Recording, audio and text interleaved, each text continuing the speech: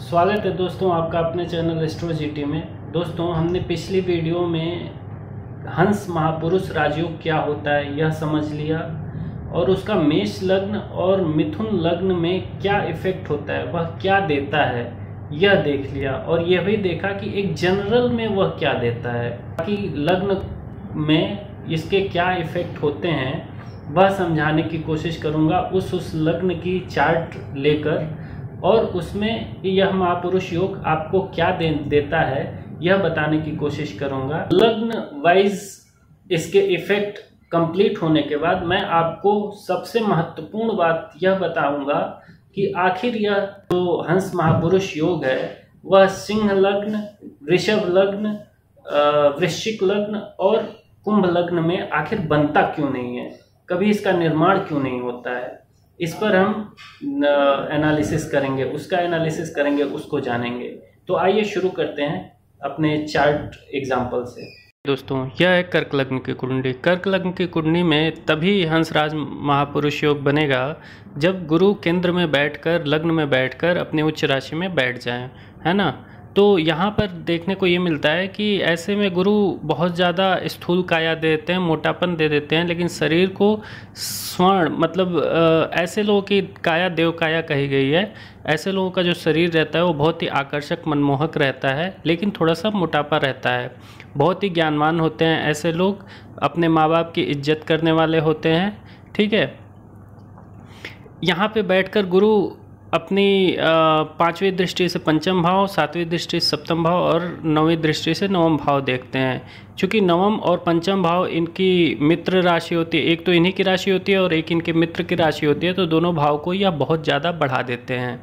और जब ये सप्तम भाव पर दृष्टि डालते हैं तो ओवरऑल कुंडली में कंपेटिबिलिटी को बढ़ा देते हैं। क्योंकि लग्न में बैठा गुरु जब सप्तम भाव पर दृष्टि डालता है तो वह वैवाहिक जीवन को, जो मैरिड लाइफ होती है, उसको बहुत ही अच्छा बना देता है, ठीक है। तो ऐसे केस में कर्क लग्न की कुंडली वालों के लिए यह बहुत ही अच्छा योग होता है और इसमें पंचम भाव, नवम भाव और सप्तम भाव की चहुओर वृद्धि होती है। लग्न के साथ साथ लग्न को भी वृद्धि करते हैं और ओवरऑल बहुत ही अच्छा परफॉर्म करते हैं। ये दोस्तों यह कन्या लग्न की कुंडली है। यहाँ पर यह महापुरुष योग तभी बनेगा जब गुरु केंद्र में बैठकर अपने धनु राशि 9 नंबर की राशि या अपने मीन राशि 12 नंबर की राशि में बैठ जाए, ठीक है। उसी केस में यह बनेगा, ठीक है। अब अगर गुरु अपने अब अगर गुरु केंद्र में, अब अगर गुरु चौथे भाव में बैठकर, धनु राशि में बैठकर यह महापुरुष योग बनाते हैं तो इस केस में गुरु इस चौथे भाव की बहुत ज़्यादा वृद्धि कर देंगे। क्योंकि अग्नि तत्वीय राशि में गुरु थोड़ा सा अच्छा परफॉर्म करते हैं, वैसे भी इनकी मूल त्रिकोण राशि है तो इसमें बहुत अच्छा परफॉर्म करेंगे।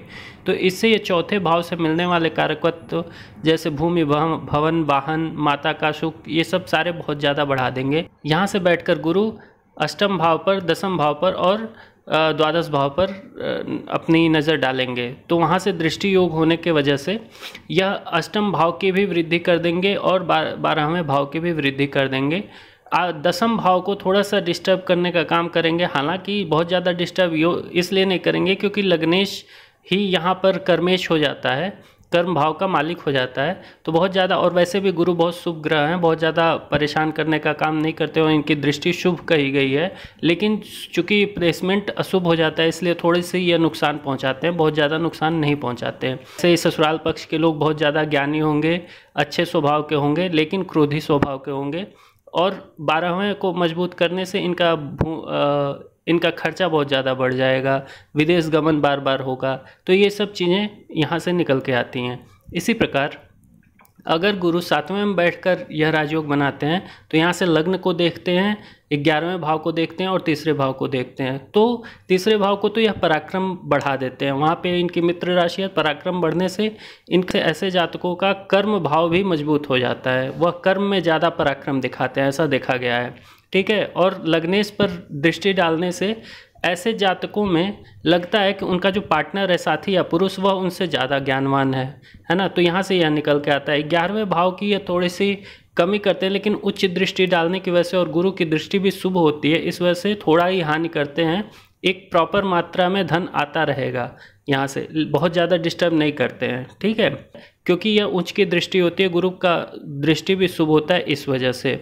अदरवाइज चूँकि ये चंद्रमा से उतनी मित्रता नहीं है, तो इसलिए थोड़ा सा इसको बहुत ज़्यादा बेनिफिट देने का काम नहीं करते हैं ये, ठीक है। तो ओवरऑल कन्या लग्न की कुंडली में ऐसे निकल के आता है। दोस्तों यह तुला लग्न की कुंडली है। तुला लग्न में जब गुरु 10वें भाव में अपने उच्च राशि में बैठ जाते हैं तभी यह योग बनता है। यहाँ पर बैठकर यह एक महापुरुष योग नहीं बल्कि एक दुर्योग की तरह काम करता है।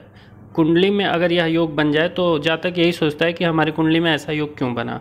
गुरु यहाँ पर बैठकर सिर्फ नुकसान पहुंचाने का काम करते हैं। यहाँ पर यह मैरिड लाइफ के जातक के मैरिड लाइफ को एकदम से बर्बाद कर देते हैं, बहुत ज़्यादा ख़राब कर देते हैं।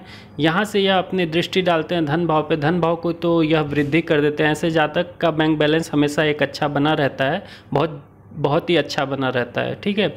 यहाँ पे जब ये चौथी अपनी 7वीं दृष्टि चौथे भाव पर सुख भाव पर डालते हैं तो वहाँ पर यह सभी चीज़ों को एवरेज कर देते हैं। हर सुख को, चाहे भूमि भवन वाहन का सुख एवरेज कर देते हैं, मिलेगा लेकिन थोड़ा सा डिले होकर मिल जाएगा। कोई दृष्टि डालते हैं छठे भाव पर, क्योंकि छठा भाव को मजबूत करने से यहाँ पे लग्नेश को ही प्रॉब्लम हो जाती है, क्योंकि लग्नेश का छठा जो खष्टमेश है ना वह शत्रु है।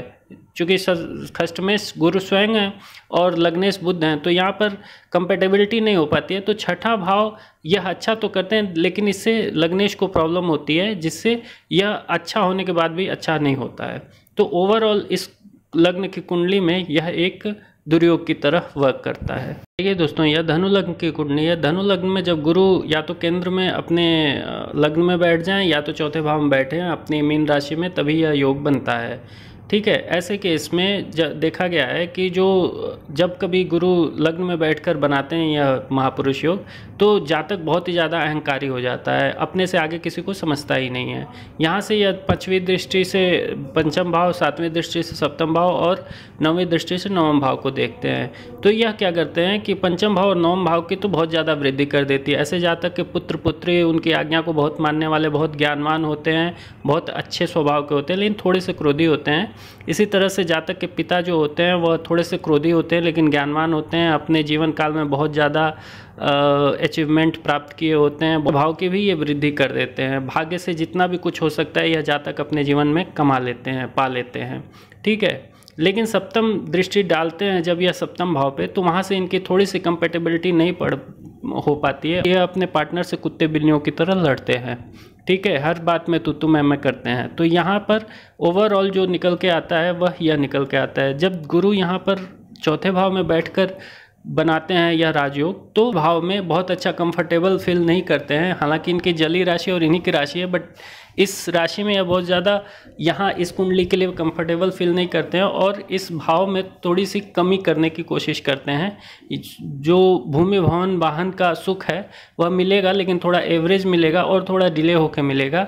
माता के हेल्थ में भी थोड़ा सा प्रॉब्लम देते हैं। यहाँ से गुरु 5वीं दृष्टि से अष्टम भाव को, 7वीं दृष्टि से दसम भाव को और 9वीं दृष्टि से 12वें भाव को देखते हैं।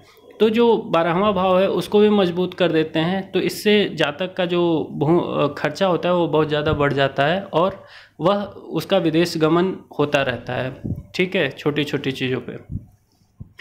गुरु यहाँ से बैठ के जब 8 दृष्टि से अष्टम भाव को देखते हैं तो अष्टम भाव का नाश कर, चूँकि उच्च दृष्टि है लेकिन चूँकि अष्टम भाव है तो वहाँ पर नुकसान पहुँचाने का काम करते हैं। यहाँ पे देखिए लग्नेश और अष्टमेश की मित्रता नहीं है, गुरु स्वयं लग्नेश हैं और लग्न और अष्टमेश की मित्रता नहीं है, तो इस वजह से गुरु यहाँ पर अष्टम भाव की हानि करते हैं, अष्टम भाव से मिलने वाले फलों में कमी ला देते हैं। यहाँ सप्तम दृष्टि से दसम भाव को देखते हैं तो दसम भाव में भी कंपेटेबिलिटी थोड़ी सी बनने में इशू आती है। यहाँ पर जो कार्य क्षेत्र है उसमें थोड़ा सा यह वेरिएशन दे देते हैं, कार्य क्षेत्र में बार बार है ना उतार चढ़ाव देखने को मिलता है जातक के। बाकी सब ओवरऑल इस कुंडली में ठीक रहता है। देखिए दोस्तों, यह मकर लग्न की कुंडली है। यहाँ पर यह योग तभी बनेगा जब सप्तम भाव में गुरु उच्च के होकर बैठ जाएं। यहाँ पर बैठने पर आप लोग ये सोचेंगे कि यहाँ सप्तम भाव और सारे कुंडली का हानि करेंगे जैसे तुला लग्न में करते हैं, ऐसा नहीं है दोस्तों। यहाँ पर ठीक उल्टा है।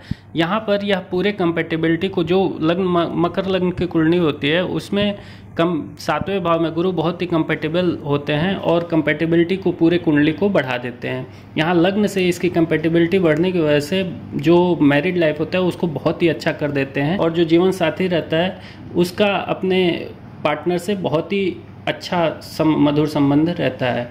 यहाँ से गुरु 5वीं दृष्टि से 11वें भाव को, 7वीं दृष्टि से लग्न को और 9वीं दृष्टि से पराक्रम भाव को देखते हैं।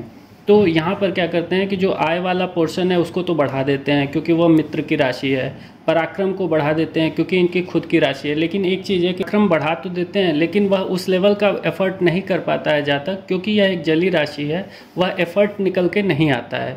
तो इस वजह से पराक्रम भाव बढ़ने के बाद भी वह बेनिफिट वह नहीं इस राजयोग का उठा पाता है, लेकिन आय में वृद्धि हो जाती है 11वें भाव पर दृष्टि होने की वजह से।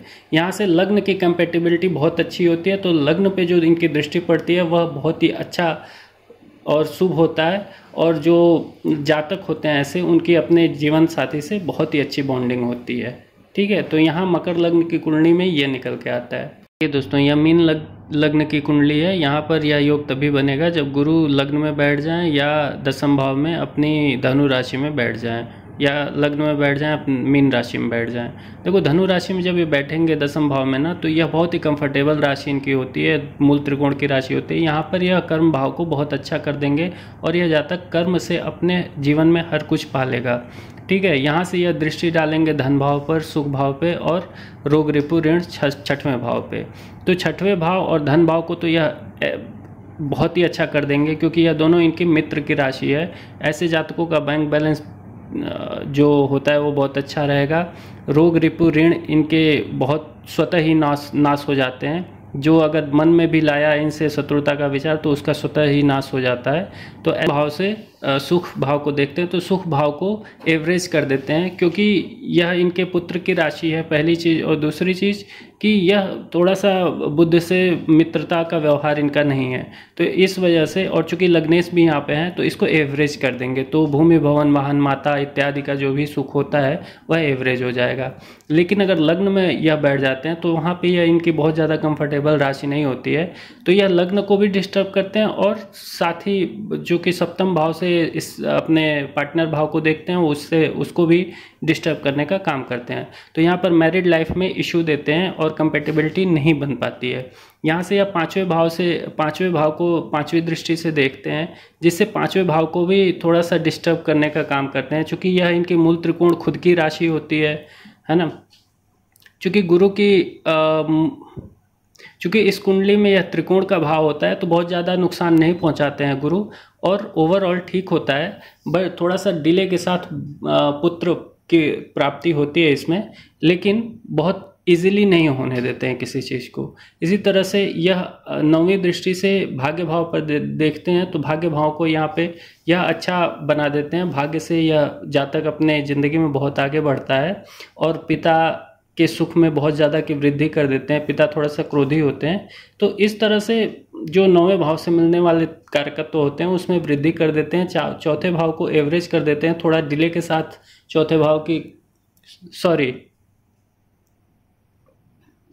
इस तरह से यहाँ 9वें भाव की और 9वें भाव के कारकत्व की यह वृद्धि कर देते हैं, और पंचम भाव के कारकत्व को थोड़ा सा डिले के साथ मिलता है। बाकी जो 7वां भाव है, 7वें भाव से इनकी थोड़ी सी कंपेटिबिलिटी बिगड़ जाती है। तो मीन लग्न की कुंडली में अगर लग्न में बैठकर गुरु हंस महापुरुष राजयोग बनाते हैं तो इस तरह का रिजल्ट देते हैं, और 10वें भाव में बनाते हैं तो ओवरऑल ठीक देते हैं। तो यह रहा सबसे महत्वपूर्ण क्वेश्चन जिसे हम तब से डिस्कस कर रहे थे दोस्तों, कि हंस महापुरुष योग वृषभ, सिंह, वृश्चिक और कुंभ लग्न में क्यों नहीं पड़ता है। तो रूल को याद करिए, हमारे 2 रूल थे। एक तो पहला था कि केंद्र में गुरु होने चाहिए, और दूसरा गुरु की स्वयं की राशि 9 या 12, धनु या मीन, या फिर उनकी उच्च राशि कर्क 4 नंबर की, वह केंद्र में होनी चाहिए। अब आप बारी बारी से इन कुंडलियों को देखिए, इसमें दूसरा जो रूल है वह किसी भी कुंडली में फुलफिल नहीं हो रहा है।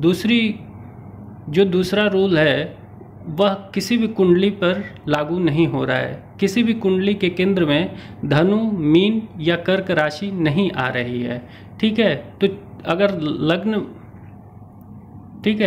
तो अगर गुरु केंद्र में बैठ भी जाएं तो चूंकि एक ही रूल फुलफिल होगा, दूसरा नहीं होगा, तो यह हंस महापुरुष राजयोग नहीं हो पाएगा, क्योंकि दोनों रूल फुलफिल होना इम्पॉर्टेंट है। दोनों अगर नहीं रूल लगेगा तो यह महापुरुष योग नहीं बनेगा। तो यही वजह है कि इन लग्न की कुंडलियों में यह हंस महापुरुष राजयोग नहीं बनता है। आशा है दोस्तों आप लोग को ये तो समझ में आ गया होगा कि ये जो हंस महापुरुष राजयोग है ये किन किन लग्नों के लिए बनता है और क्या इफेक्ट देता है, जिन लग्नों के लिए बनता है, और जिन लग्नों के लिए ये नहीं बनता है ये क्यों नहीं बनता है। ये इतनी क्लैरिटी मुझे लगता है कि इस हमारे सेशन से आप लोग को समझ में आ गई होगी, जिनको भी इसमें थोड़ा भी कन्फ्यूजन होगा।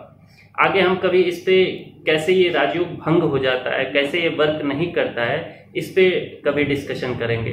तब तक के लिए ये मेरा वीडियो लाइक करिए और सबको शेयर करिए, ताकि ये महत्वपूर्ण जानकारी सबको मिल सके। जो लोग ये देख के बड़ा खुश हो जाते हैं कि मेरे कुंडली में ऐसा राजयोग है, हंस महापुरुष जैसा राजयोग है, लेकिन मुझे फल क्यों नहीं मिल रहा है, मुझे ये राजयोग होने का क्यों फायदा नहीं मिल रहा है, उनको थोड़ी क्लैरिटी आएगी।